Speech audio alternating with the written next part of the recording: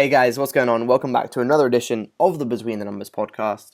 On this week on the podcast, we're going to talk about the bandwagon teams that you guys should and shouldn't jump on. Well, not really that you should jump on, just the ones that the teams that we believe in, and we're going to tell you about the bandwagon teams who people are hyping up, analysts and different analysts other than us, because there are some teams always get hyped up in the off season. Jaguars, looking at you. If you guys have listened to us before talk about this, then you know the Jaguars just the biggest bandwagon team. They get overhyped by every like network there is, and we just don't really rate them that much. Sorry if you're a Jaguars fan, and I really hate that it's the Jaguars because obviously the Jags are the ones who come to London and like the home like UK team is, I guess, the Jacksonville Jaguars, which is Yeah, kind of sad. it's so depressing that that's our like team, and then there's people who don't really know like NFL that well, and then they get told like, yeah, this is your London team, and then you're like, oh shit, it's the fucking Jacksonville Jaguars. Like, it's so crap. And you get Like, and you listen into like the analysts, and all analysts are like, yeah, the Jags are good. They're coming in. They're looking strong this season. We just need Blake Bortles to mature a little bit. But why don't you tell the listeners what you told me just moments before about Blake Bortles in his training camp? so in his first training session this year, he threw 5 interceptions, Pretty and good. that was just yeah, that's in training, and And I mean, like, okay, they like the Jaguars. They probably have quite some like good players on defense, but your first day back and like they've spent all the off season saying that Blake Bortles has spent the off season like working on his mechanics and trying to improve himself. Like, well, that seems to have gone all out the window if he throws 5 interceptions in his first training session. Apparently, he's thrown less since, but hence the word less, not none, less. So, but yeah, like it just pains me. Like last off season, there was so much time spent like hyping the Jags up. Everyone thought they were going to like make the leap, and we were sat there being like, "No, it's never going to happen." And then everyone acts like so surprised when it didn't happen. It's like, well, all the signs were there. Like all of Blake Bortles' stats were all garbage time, and he never actually played that well. And then yeah, like it wasn't that unexpected that they went 4 and what was it? What did they went? They got like 4-12 last year or 3-13. I'm pretty sure. Was it 4-12? I don't even know if they did that well. Just a second. I'll hit it up right now. I'm pretty sure you're right there, but yeah, just taking a look You know, here. their Yeah, they went 3-13. coach from Here we last go. year, so their coach from last year, Gus Bradley, he got sacked. There was a stat that said that Bill Belichick would have to lose the next like 100 games and maybe more to have a worse record than Gus Bradley. Yeah, it just seemed that everyone was giving him time, that he'd been given time as head coach of the Jacksonville Jaguars there. But for Gus Bradley, it didn't really work out. There was all that talk about, obviously, because he came from Seattle. He was like, people see him as kind of like one of the founders of that defense that we know, the Legion of Boom, effectively in Seattle. Um, so he was with Seattle from 2009 2012, head coach of the Jacksonville Jaguars for 3 years, and his head coaching record, I'll give you it right here, for the Jacksonville Jaguars was 14 wins and 48 losses. That's doing two So shy of 50. You're not doing too well right there.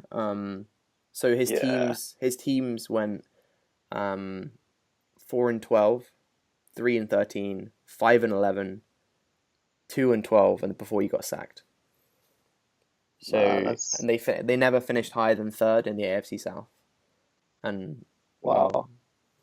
and the Jacksonville Jaguars, we feel, are the team that, yeah, that they do have loads of young players, and they have and like if they had a quarterback who was able to throw, they got some brilliant receivers, and they have some very and they got some veterans there, and they're always signing people in Jacksonville. However, it's just like when this league, if you don't have a quarterback who can take care of the football, then you're not really going to go very far. Yeah, they do not have any of like they have all the individuals. I mean, and it's not like they're not like building around it as well. I mean, they signed Calais Campbell in the off season, like probably one of the best. top defensive ends in the league. But as long as Blake Bortles is playing like he does at quarterback, I am never going to peg them as a playoff team until they either sort it out with Bortles or get someone new in. I mean, they had so many young stars in that coming through, like TJ Yeldon, their running back. I mean, Blake Bortles is meant to be a young star coming through, but we don't really see it's happening. They've had a couple first round picks of the offensive line coming through. Um, I mean, Allen Robinson and is coming through as the wide receiver. Marquise Leesman and Alan Hearns. Like they have all this talent on offense. Their defense, to be fair, is quite good, but it never really got up to the same level that Seattle was that they were hoping to get with by having Gus Bradley, obviously the defensive coordinator on Seattle. So it just didn't really come up and through them perfectly. It just hasn't really worked for them, and I'm not really sure what it is. It's just not clicking. Actually, well, I do know what it is, which isn't clicking. It's their quarterback right now because we've been talking about it. Yeah, But yeah, Blake Bortles just hasn't been the star that people thought. I mean, he's the third overall pick back in 2014. yeah, And right. he's his touchdown to interception ratio it's getting close to 1-for-1 ish. He's got 69 touchdowns and 51 interceptions. So he's only 18 touchdowns ahead of an interception, which means it's not like, that's not consistent. And when if you're in that division is as well, which is what I think why people jump on the bandwagon for it is because the Texans are the team who they've won the division for the past 2 years now, I think, and then they're not seen as like it's an open division, anyone could really win it. Yeah, but I don't think the Jaguars are in for a shot of winning this division. I think the Jaguars are arguably the worst team in this division. Maybe yeah. I the think they're Colts if they arguably don't have Andrew Luck because they are just an awful team. yeah. I think there's like I think you summed it up pretty well. Like the Jags don't no it's not a lack of talent on the team. It's just a lack of just clicking and trying to get them to play together and get playing well. And I think they're still like a long way away from being a playoff team. A Mm-hmm. long way away. It's just the taking care of the football is all they need, and reading out the scores of their scores in the last season with their records, just like no five wins was the highest win, and that was 2 seasons ago now, and that was when for last year. That's why they start getting hyped. People start getting hyped for them on 5 wins, and it just. I don't know. People saw coming through for Blake Bortles. I mean, I really would like I would really like the Jags to come through, and pick up and play well because obviously they're the London team, and like I would like that, but I just don't see it happening. No, not not currently. So what other teams do you think you should steer clear off the bandwagon? This team for me, I think they're getting a lot of heat right now, and everyone's talking about them, and they've made some moves in the off season, some good ones, but I don't feel that they're at that level yet of like really pushing it on because I feel that all these people talking about the bandwagons, that it's going to go all the way, and that's what I'm really kind of talking with this team, which is the Tampa Bay Buccaneers. They have a talented young quarterback in Jameis Winston. Everyone knows this. They're getting their team stacked, like Famous James. famous Jameis. They're getting their team built up, but they just don't have that. I mean, Mike Evans is like one of the best young wide receivers that is in the game right now. But they just don't have. I don't think famous Jameis has in him to like close out the games, which are the tough ones, which you need to grind out to get into the playoffs. Because for the Jags, I mean, it's not the Jags. Sorry, the Tampa Bay Buccaneers over the past over the past couple of seasons. I mean, obviously this is a team who had the number 1 overall pick, and that's the only reason why they're getting back into contention, really. But what's happening right now is that for the Bucs is in the games where they need to win, which would turn them into a playoff team, because they're on the edge right now. They're on the cusp of being a playoff team. I'm just saying it's a tough division, the NFC South right now. I mean, you've had 2 Super Bowl teams who've been to the Super Bowl in that division, and then the other team has Drew Brees in it. so you can't really count them out Yeah, either. It's just it's a young team, the Buccaneers, and they just need to. They'll be good. They'll be there in a couple seasons, I think. But right now, it's not the case. Signing all these big name free agencies, these big name free agency signings they're making, um, is obviously what is putting people over the edge because make it they're all. thinking that's what it is. That's all they need to do. But for the Buccaneers, I think Jameis Yeah, Winston needs to take care of the football as well. And their offensive line, I don't think is not very strong. And I think that's yeah. I think possibly their weakest area on the pitch. yeah, I'd say so as well. There's a lack of protection on famous Jameis, and he's kind of known like he already had that reputation a bit when he was at Florida State that he would kind of throw interceptions at like key points in the game, and he kind of showed it a couple of times last season where he would he I wouldn't say he threw games away, but like he just didn't really win games for them in the right scenarios. And I think a big Mm. reason why I wouldn't really get on the hype as well is like a lot as you said, like the division. That yeah, if they were in any other division, I would maybe jump on the hype. But it's such a tough division. Like you got, so I'd say especially like two other teams there, Panthers and the Falcons, that have both went to the Super Bowl in the last 2 years. Saints obviously as well. Like when Drew Brees was there, you've always got kind of like a half chance. So I think Hmm. they were maybe in I don't know, the AFC South. They could maybe have a better The chance. AFC But South I is think like not the best. yeah, but they're going in the right direction. I think they will be a playoff team in maybe like 2 years' time because I think they've got all the right pieces in place, but they've got a lot of young players and need to kind of gather a bit of experience yet. And then it took them a while to get going last season, and people weren't really talking about them as a playoff team until like towards the end of the season. But yeah, like yeah, but I wouldn't quite get on the hype just yet. I think maybe like wait one or two more seasons and then jump on that famous Jameis bandwagon. Yeah, just they'll get there. They'll always be in the picture. This is the thing with the Buccaneers. They're always in the picture for being in. They're always the team which is in the hunt for the playoffs. Um, but they're never just getting there. They'll go. They'll finish the year hitting up 9-7 or some or like something. But it's good. But to get into the playoffs, it's not the right. Like so, they were 9-7 last year. 9-7 just is not there yet. 10 wins is what they need to get to. Obviously, that's only one win away, but this is what the thing because they can't really pick up the wins because the Buccaneers they were on they won their last 3 games of the season. I'm pretty sure. So they weren't really in. They were still mathematically in the hunt, but they weren't really in the hunt for the playoffs, especially with how well the other two wildcard teams did.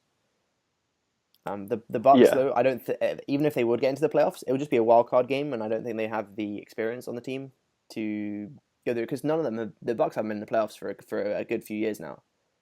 No one really has playoff experience on that team, and that is the issue, which is like holding me back from saying the Bucks could go all the way, and obviously I think the teams in the division it's a very tough division. I think not just saying that because it's my division as well, but. Anyway, who would you go yeah, for like as you your? got a point. Like Oh, sorry, go on. as my non-hype team. Yeah. Uh, I'm actually sticking to the same division. I've already mentioned them briefly, and I was kind of holding myself back a bit because I knew I was Ooh. going to talk about them. I'm going to talk about the New Orleans Saints because they're kind of like it hasn't quite started yet, but I could see it happening mainly just because they signed Adrian Peterson and because of always having Drew Brees. And Mm. I think there always is kind of that conversation at some point. We'd be like, "Oh, the Saints, are they going to go back to the playoffs?" And I really, I would steer clear of any hype on the Saints because yes, they have a good offense, and like Sean Payton and Drew Brees have proved time and time again that they're a great combination for offense. But they haven't really made many changes to their defense like recently, and it's still kind of the same crappy defense. And I think as long as they got that shit defense, they're going nowhere. and they're going to have to keep winning games where they just rely on Drew Brees having like some shootout, and then like all of their games they win, they're like 41 to like 38 or something. They always Mm. massive scores or something, and Drew Brees throws like 5 touchdowns. But they say, oh yeah, it's going to be different this year. We've got a better defense. We've drafted players. We've signed players. But I don't think it's going to be any different. And they'll get their hype. I wouldn't be surprised like towards the end of the preseason when people start to get really bored that I don't know, they'll have like a good preseason game or something, and we're like, oh, Saints. But no, no, Yeah, I not at think all. with the Saints, I think there is definitely a sort of hype thing going on with them, especially as you mentioned with the signing of Adrian Peterson, and obviously having a in your backfield, having Adrian Peterson behind Drew Brees. What a formidable offense you have there, and we know the Saints' offense is young, apart from those two pieces, but it's coming through. But it's the defense which is really like holding me back as well from believing in it. Because as you said, I agree with Pep all the way, because they win those games, they win those shootout games, and that's pretty much all they do.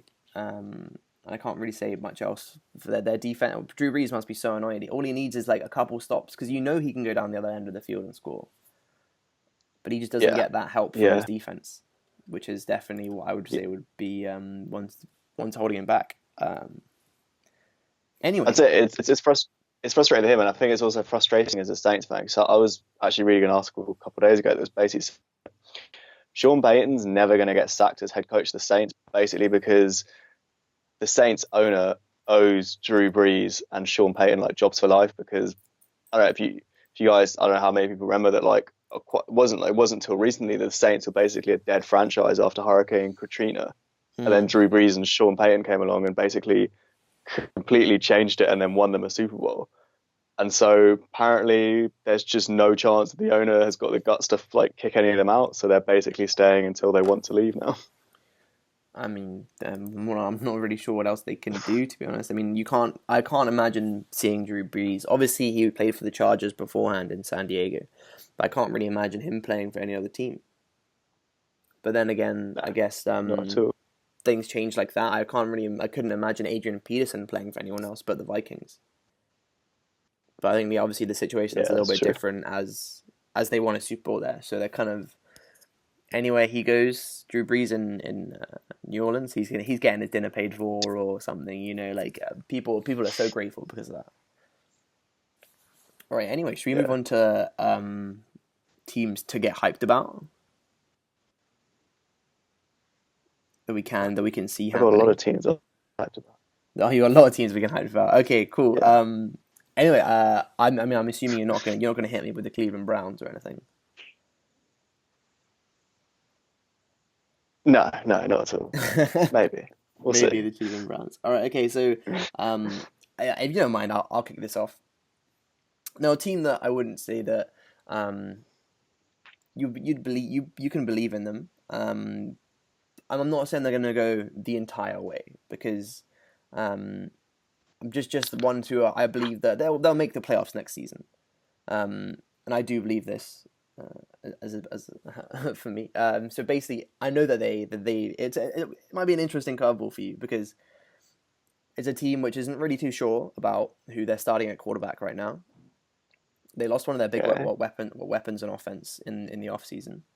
Um, Mm. but I do believe with their head coach, he's a very strong individual and good management skills.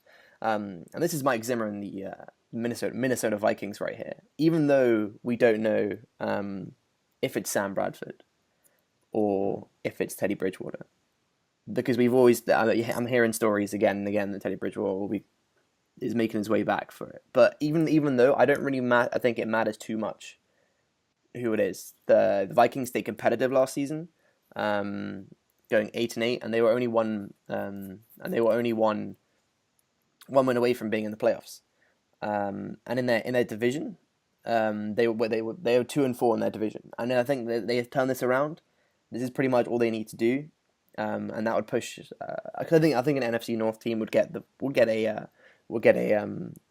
a wild card spot, and I think the Vikings would be the one to do it.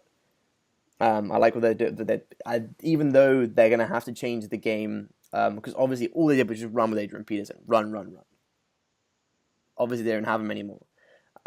Even though they signed with Taylor Murray from the Oakland Raiders, they got him coming in, and he's a young and up and coming. Well, not really up and coming. He's already established, I feel. But that Minnesota Vikings defense is probably one of the best in the league, which I don't think gets enough credit for. I think the offense is the only thing they need to sort out the issues for, and if as they're going to be less one-minded with just giving Adrian Peterson the ball, I think the offense can push on here. And it worked really well, the Yeah, like synergy with Sam Bradford. It was coming into his first season. And even if he takes over the helm, this is his second season, so he's getting more and more more synergy with his receivers, more understanding of the playbook. And I think Vikings probably. I think I'll be expecting them to make it into the playoffs this year. yeah, I don't think that's a bad shout actually. I think I would say the Vikings as well, definitely a team that I could get behind as well. I think their defense is one of the best in the league. Like they've got talented players like Anthony Barr, Xavier Rose, and all those kind of guys who are really really good. And I mean that defense has kind of been carrying them over the last couple of years. But now that they keep building new pieces on offense, like they drafted Laquan Treadwell last year, obviously signing Latavius Murray. That's kind of like shifting the defense to be less orientated around Adrian Peterson, and now that Adrian Peterson has left completely, you kind of feel as though their offense would be fine. But and they did a really good job of having Sam Bradford last year. He had his highest ever what is it, like completion percentage ever? Like Mm-hmm. Yeah. he was the most accurate quarterback in the league as well. Like fair play, like most of his passes were like 4 yards, but they did a good job of like keeping him upright, and they've got they've got a nice position to be in where I don't know, like they're still unsure on what's going to happen to Teddy Bridgewater, like how good he's going to be when he gets back, but it's not a bad position to be in, to be choosing between two first round quarterbacks in terms of your like two good first round quarterbacks in terms of your starting quarterback. Yeah, of course. And just going off what you said about his part the passing completion, he had a 71.6 completion percentage, which set the NFL single season record, which previously held by Drew Brees. So he's an esteemed company there. And Uh, he threw for a franchise record completions, 395 last season, and this is his first season with with well the Minnesota Vikings. And I remember in the Vikings game when they played against the Panthers last year, um, they had they beat us in like the third game of the season. Their defense popped off. I think it was something like upwards of 6, 7, 8 sacks on Cam, and he was intercepted a few times as well. But that young team is getting there. With Kyle Rudolph there, obviously had like the steady hand there as coming through being the vet that he is. But he's only 27. I mean, but he's still, I think, one of the more like senior players here. But I do like the Vikings a lot here. I think they're kind of going underneath the radar a little bit. yeah, and I think also they like forget. Like I think their coach gets kind of underrated a lot of the time. Like Mike Zimmer is such a top level coach. Like he's proved like time and time again, whilst being at the Vikings, that like I think I would put him in the top 10 of coaches in the NFL at the moment, because Mm. considering like the stuff he's had to deal with, like people forget he had to deal with the Adrian Peterson suspension, then he had to deal with the Teddy Bridgewater injury, and he's still kind of always had the Vikings as competitive. And you got to think, I mean, they were one freak kick away from being like beating the Seahawks in the playoffs Exactly. like a season ago. So it's yeah, it's doable. It's all right. Who have you got? I'm interested to see who you picked for us. So mine's kind of well, like because I'm a big fan of their quarterback, and I was also like I quite a already big know who it fan. is, I think. Oh, okay. Well, I think they've got a very good quarterback in my opinion. I think he's one of the quarterbacks in the league at the moment. And I also think that they're building their team in the right way. They've drafted really well in the last couple of years. They've built a really strong defense. They've got a really good running back combination, and guess well, you guys probably you've guessed it well. It's the Tennessee Titans. Like I love Marcus Mariota. I think he's You do, like yeah. everyone thought he was going to be like average. That's why he got picked over. Like he got picked over Winston, but he's proved like so much how if he gets the right like a good offensive line behind him, he can be so effective. And he's got that now. They've got an incredible offensive line that's got. I think they had two All Pros at offensive line when Jack Conklin and Taylor Lewan, and then they've got other like talented guys there like Dennis Kelly or Ben Jones as well, like really big, like meaty. That's a weird word to describe an offensive line, but like a strong offensive line. And then along with that, they've got their like 1-2 punch at running back with Derrick Henry and DeMarco Murray that proved like DeMarco Murray. I think if he was under the radar, one of the like real offensive stars in the AFC last year, but he kind of got overshadowed by Tom Brady and all the other people. It's true. But It's tough people to outshine. yeah, and it's difficult. Like Tennessee, it's quite like that region gets overshadowed massively by like the SEC, which is a massive college football conference. They have loads of their teams out there, so the Titans get overshadowed by that quite a lot of the time. And then wide receivers, like they got Corey Davis, who they drafted, guys like Rashard Matthews. They signed Eric Decker as well, Tajay Sharp, and then Delaney Walker, the tight end. And then on defense, they got so much talent as well, like Brian Arakpo. They signed Logan Ryan, the cornerback. They've literally they've got like solid players like littered all over the team, and their defense was actually really good last year. Like they were winning games mostly on defense towards the end of last season, and they got really close to winning their division. And I think that they're like the reason I would say get on the bandwagon, which is if they were in a different division, I would maybe steer clear, but it's because they're in the AFC South, and I think they could really win this division considering the other teams in it, and kind of sneak into the playoffs.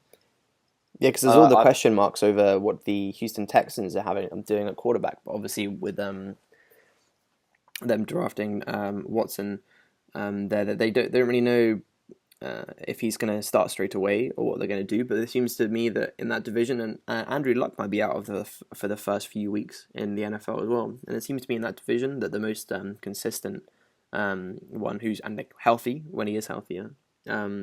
I mean, Marcus Mariota, he's definitely got a young upcoming. For me, I think he's still got a little bit to prove. But I'm excited. Like I do think he's one of those players who'll be good. Like him and Famous Jameis, obviously going number 1 and number 2 overall. They're gonna be proving themselves in the next few years. But yeah, I do agree with you that the AFC South is probably the best division for the Titans to be in. Probably one of the more open divisions in the entire throughout the NFL. Yeah, like I think those two quarterbacks, like it's very rare that you get two like first round quarterbacks that end up being so good. And you've got to think, what was it the next year that the top two quarterbacks were Carson Wentz and Jared Goff? I still I'm okay with Carson Wentz right now. He's good. He just has the Philadelphia team around him needs to be built up a little bit. But yeah, Jared Goff, the jury is still out on him for sure. Yeah, but I mean, he's playing in a pretty crappy team. His team is not the best at all. Anyway, do you have another team that you want to talk about, or are we good? I think we can just call it here. Really. I think I would. I can finish up here. Like I just wanted to like splurge all over the Titans. So. But I know, as you always do. Right, okay, guys, we're going to wrap it up for this week. Next week we'll have a little bit. We'll have well, obviously we'll talk about the games that are happening. Obviously, it's preseason coming up, guys. So hopefully you guys are all enjoying it. I mean, it's interesting to see like synergy between new players, new combos, seeing if your favorite player is back on the team, and then obviously all the rookies that coming in. I'm excited to see all the first round picks being played, and also see how the team rosters turn up. But obviously the first 2 games and Hard Knocks will be coming around soon. That's exciting. with our team that we told you not to get too hyped about. This is why they're getting hyped, because they have Hard Knocks, Tampa Bay Buccaneers. They do indeed. Anyway, guys, we will catch you guys next week.